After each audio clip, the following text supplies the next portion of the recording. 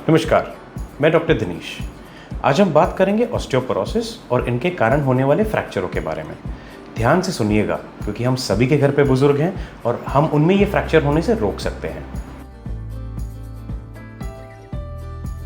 Osteoporosis एक हड्डी रोग है जो तब विकसित होता है जब हड्डियों में कैल्शियम और आदि मिनरलों की कमी हो जाती है और हड्डियों की रचना में बदलाव होता है। इससे हड्डियां इतनी कमज़ोर हो जाती हैं जिसमें मुख्य रूप से रीढ़ की हड्डियों में फ्रैक्चर होने की संभावना ज़्यादा होती है। क्योंकि ऑस्टियोपोरोसिस एक खामोश बीमारी है, इसमें लक्षण नहीं होते, इसलिए जब तक आपकी हड्डी टूट नहीं जाती आपको पता नहीं चलता कि आपको ये बीमारी है। महिलाएं जिनमें माहवारी बंद हो गई है और वृद्ध पुरुष, इन लोगों में रीढ़ की हड्डी के जो फ्रैक्चर हैं उसका मुख्य रूप से कारण ऑस्टियोपोरोसिस होता है। 25% जो मरीज़ हैं वो 70 साल के ऊपर के हैं और 50% जो मरीज़ हैं वो 80 साल के ऊपर के होते हैं। आइए जानते हैं इन फ्रैक्चरों का कारण क्या है। ऑस्टियोपोरोसिस में हड्डियां इतनी नाजुक हो जाती हैं कि मामूली चीज़ें भी फ्रैक्चर कर सकती हैं, जैसे कि खड़े रहने के स्तर से गिरना, जो आमतौर पर फ्रैक्चर का कारण नहीं होता। साधारण चीज़ें जैसे खांसना, छींकना या चीज़ें उठाना भी फ्रैक्चर का कारण हो सकता है। आइए जानते हैं इन फ्रैक्चरों के लक्षण क्या हैं। सबसे आम लक्षण है पीठ दर्द, जो चलने और खड़े रहने पर बढ़ता है और लेटने पर कम हो जाता है।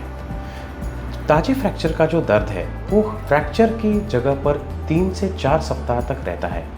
जैसे जैसे फ्रैक्चर की हाइट कम हो जाती है वैसे वैसे मरीजों का जो पसलियों का पिंजरा है वो पेट पे दबाव डालता है, जिससे असुविधा हो सकती है। मरीजों में ऐसी स्थिति निर्माण होती है जहाँ पे फ्रैक्चर की जगह से रीढ़ की हड्डी मुड़ जाती है, जिसके कारण पेट पे दबाव पड़ता है और मरीजों को भूख और वजन दोनों कम हो जाते हैं। यदि फ्रैक्चर ज़्यादा गंभीर है तो ये नसों को चोट पहुँचा सकता है, जिनके कारण दर्द उठता है और यह दर्द पैरों में जा सकता है। कुछ मरीजों में सांस लेने में दिक्कतें भी पाई गई हैं।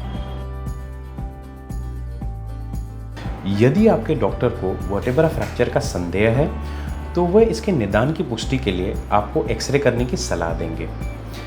MRI स्कैन आपके फ्रैक्चर के आसपास के नरम हिस्से यानी नसें और डिस्क के बारे में आपको बताएगा। यह आपके डॉक्टर को यह भी निर्धारित करने में मदद करेगा कि यह फ्रैक्चर पुराना है या नया।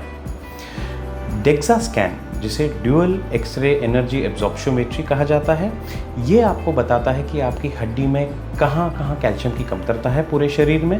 यह भी आपको बताएगा कि आपके और किस हिस्से में फ्रैक्चर की संभावना हो सकती है।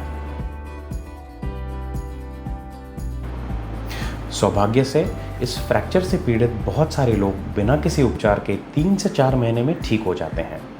साधारण उपाय जैसे आराम करना और दर्द निवारक गोलियों का सेवन करना काफ़ी होता है। कैल्शियम और विटामिन डी की पर्याप्त मात्रा में खुराक लेनी चाहिए। कुछ मामलों में मरीजों में हड्डी की हलचल को कम करना और रीढ़ की हड्डी के फ्रैक्चर को भरने में मदद करने के लिए बेल्ट या ब्रेस दिया जाता है। ऑस्टियोपोरोसिस के अन्य कारणों का भी पता लगाना चाहिए और उनका इलाज करना चाहिए। शुरुआती आराम के बाद मरीजों को फिजियोथेरेपी के तहत व्यायाम करने की सलाह दी जाती है। यदि आपको गंभीर दर्द है जिसमें दवाइयों का असर नहीं हो रहा है तो सर्जरी के बारे में विचार किया जा सकता है। वर्टेब्रोप्लास्टी और काइफोप्लास्टी जैसे नई तकनीकें इन पेशेंटों में काफ़ी मददगार साबित हो रही हैं। इनमें आपका सर्जन एक्सरे मार्गदर्शन के द्वारा खास सीमेंट बोन के अंदर सीधे इंजेक्ट करते हैं।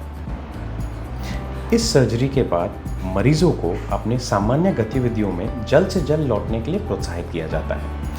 बहुत कम मामलों में जहां फ्रैक्चर का टुकड़ा किसी नस को दबा रहा है, डीकम्प्रेशन सर्जरी या स्क्रू से की जाने वाली सर्जरी की जा सकती है।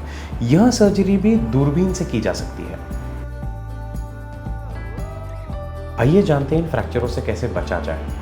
जीवन शैली में बदलाव करें, गिरने से बचें, व्यायाम करें, कैल्शियम और आदि मिनरल उपयुक्त आहार में लें, धूम्रपान और शराब के सेवन से बचें, अपने शरीर की नियमित रूप से जांच कराते रहें समय दर समय। आज की दुनिया में ऑस्टियोपोरोसिस और उसके कारण होने वाले रीढ़ की हड्डी के फ्रैक्चर स्वास्थ्य चिंता का विषय है। हम सब के घर पर हमारे माता पिता और अन्य बुजुर्ग हैं जिन्हें इनके बारे में नियमित जानकारी होना बहुत ज़रूरी है। रीढ़ से संबंधित और सभी जानकारी के लिए नीचे गए नंबर और वेबसाइट के द्वारा हमें संपर्क करें और हमें सब्सक्राइब करें। धन्यवाद।